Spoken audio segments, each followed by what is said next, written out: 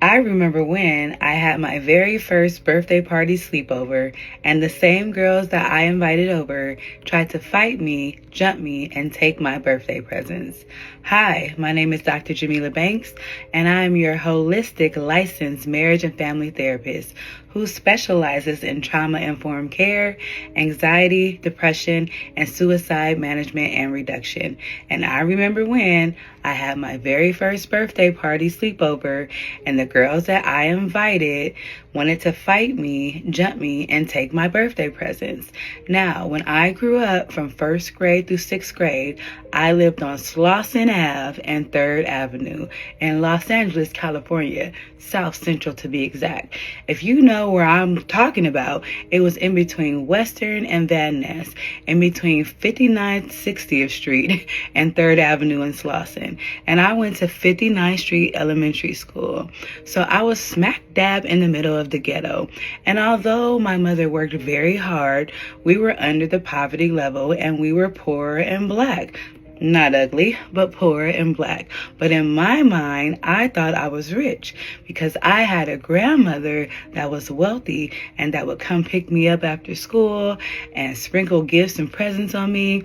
And my mother and my grandmother made sure to let me know every day of my life that I was a present and that I was a gift. So although we were low income, although we were poor, my grandmother owned the duplex that we lived in. My grandmother was a big deal in LAUSD.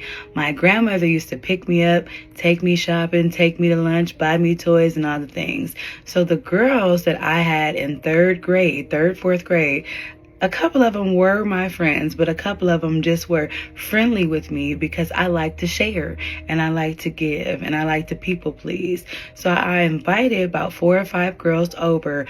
I was turning 8 or 9 years old and I was having my first sleepover, and my mom said I can invite 4 friends over.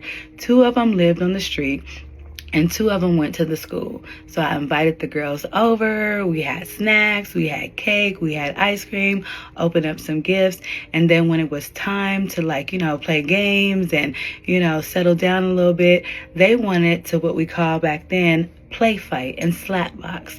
And that was often how people tried to get at me. They wanted to play fight and slap box, or they wanted to tell jokes and they wanted to bag. And when I had jokes or when I had hands, they really wanted to fight or they really wanted to talk a mess. So this particular day, my mom just kept hearing loud noises and she kept coming into the room and she would ask me, is everything okay? Are you guys enjoying the party? And for a while, I'll be like, yeah, I'm okay. But, 2 of the girls were just pressing me and, wanted to fight me one-on-one and then wanted to fight me together.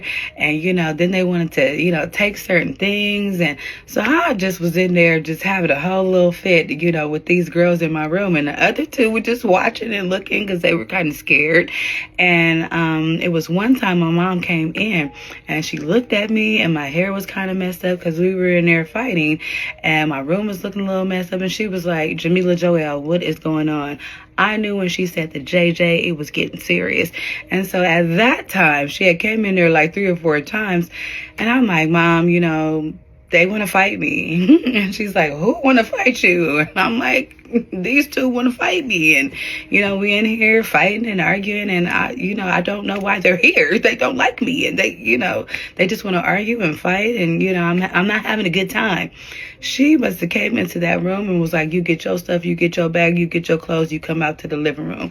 What's your mama number? What's your mama number? Do. Hey, hi, this is Arlisa. I'm going to need you to come get your child. Not in the morning. Yeah, come get your child right now. No, they're trying to fight my daughter. This is her birthday party.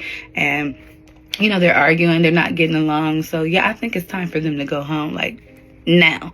So she called their parents, and then when they were trying to leave, one girl was trying to take my little Etch-a-Sketch and one girl was trying to take my little journal and stuff. My mom was like, Jamila, is that's your gifts? That's what I got you? I'm like, yes, Mom. And she's like, excuse me, that is not a party item gift. That is her birthday present. Can you drop that? So they left that there, and we went back to school and things like that. And these were the girls that, often tried to jump me and often tried to just say little slick stuff. and we fought off and on until I actually left 59th Street Elementary and I went to 74th Street Gifted Magnet School. So I had to get plucked out of the school that was on 59th and 3rd Avenue, and I had to get placed in a special gifted and magnet school because I was tested off the charts as highly gifted. And on one hand, I was given presentations at school and memorizing poems and stories and winning oratory contests and things like that. And on the other hand, I was coming home and I was fighting every week, and I was getting jumped, and I was fighting in the alley and after school, before school, during school. So that is the story. And I have learned that, people will just see what they perceive that you have that they might not have. And even if you are nice and giving and loving and want to help and give, you cannot give to the detriment of self.